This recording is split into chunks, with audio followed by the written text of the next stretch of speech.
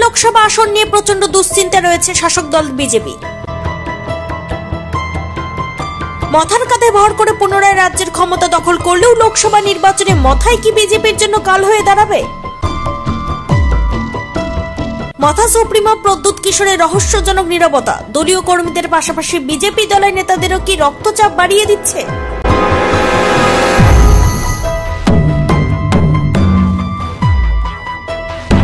দেশের শাসক জোট এনডিএ এবার 400টিরও বেশি আসন নিয়ে পুনরায় দেশের ক্ষমতা দখল করার স্বপ্ন দেখছে। প্রধানমন্ত্রী মোদী রাষ্ট্রীয় অধিবেশনে বিজেপিকে একাই 370টি আসন দখল করার টার্গেট দিয়েছেন। এই আসনগুলোর মধ্যে রাজ্যের 2টি লোকসভা আসনও রয়েছে, কিন্তু গোয়েন্দা সূত্রে প্রাপ্ত খবর অনুযায়ী পশ্চিম ত্রিপুরা আসনে বিজেপি দল বেশ খানিকটা সুবিধাজনক অবস্থানে থাকলেও পূর্ব ত্রিপুরা লোকসভা আসনটিতে বিজেপি দল ততটা সুবিধাজনক অবস্থানে নেই। তার একমাত্র কারণ ত্রিপ্রামথা। কোনো বিশেষ কারণে যদি ত্রিপ্রামথার সাথে মধুচন্দ্রিমা একবার শেষ হয়ে যায় তাহলে এই আসনটিতে বিজেপি দলকে গোহারা হারতে হতে পারে।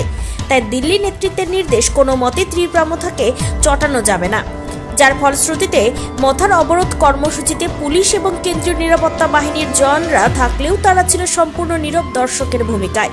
লোকসভা নির্বাচনে রাজনৈতিক লড়াইয়ের ময়দানে মথা শেষ পর্যন্ত বিজেপির সাথেই থাকবে বলে রাজ্য স্তরের বিজেপি নেতৃত্ব মনে করলেও মথা সুপ্রিমো প্রদ্যুৎ কিশোরের আশ্চর্যজনক নীরবতা যেন রাজ্য স্তরের বিজেপি নেতাদের বেশ তাড়িয়ে বেড়াচ্ছে।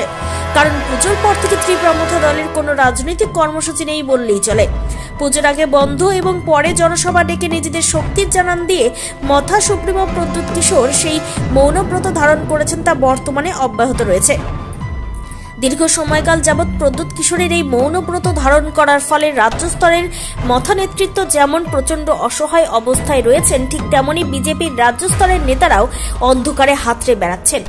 রাজ্যের গ্রাম পাহাড় এলাকায় উৎসবের মেজাজে জনজাতি লোকজন দলত্যাগ করে বিজেপি দলে যোগদান করলেও আগামী নির্বাচনে ত্রিপ্রামথার ভূমিকা কি হবে তা নিয়ে প্রচন্ড দুশ্চিন্তায় রয়েছেন বিজেপি দলের কর্মী সমর্থকেরা। অন্যদিকে রাজধানী দিল্লিতে চলছে প্রচন্ড দর কষাকষি। মথা সুপ্রিমো প্রদ্যুৎ কিশোর পূর্ব ত্রিপুরা আসনে প্রতিদ্বন্দ্বিতা করার দাবি থেকে এখনো সরে আসেননি। ভোটের আগে প্রদ্যুৎকে চটাতে চাইছেন না বিজেপির শীর্ষস্থানীয় নেতৃবৃন্দ। তাই তোষামত চালিয়ে যাওয়ার পাশাপাশি জনজাতিদের কল্যাণে একগুচ্ছ প্রকল্পের কথা ঘোষণা করে প্রদ্যুৎকে খুশি রাখতে চাইছে বিজেপি নেতৃবৃন্দ। খাদির কিনারায় দাঁড়িয়ে প্রদ্যুৎ যখন বিজেপির শীর্ষস্থানীয় নেতৃবৃন্দের সাথে দর কষাকষিতে ব্যস্ত, ঠিক তখনই এডিসির দুর্নীতি, মথা নেতৃবৃন্দের বিলাসবহুল জীবনযাপন প্রভৃতি বিষয়গুলো যে পুঁজি করে পাহাড় জয় করতে সর্বশক্তি নিয়ে নামছে জিএমপি। প্রায় প্রতিটি পাড়াতে ঘরোয়া সভা, উঠান সভা প্রভৃতি অনুষ্ঠান করে জনমত তৈরি করার পাশাপাশি হারানো জমি পুনরুদ্ধারে কোমর বেঁধে মাঠে নেমে পড়েছে গণমুক্তি পরিষদের নেতারা।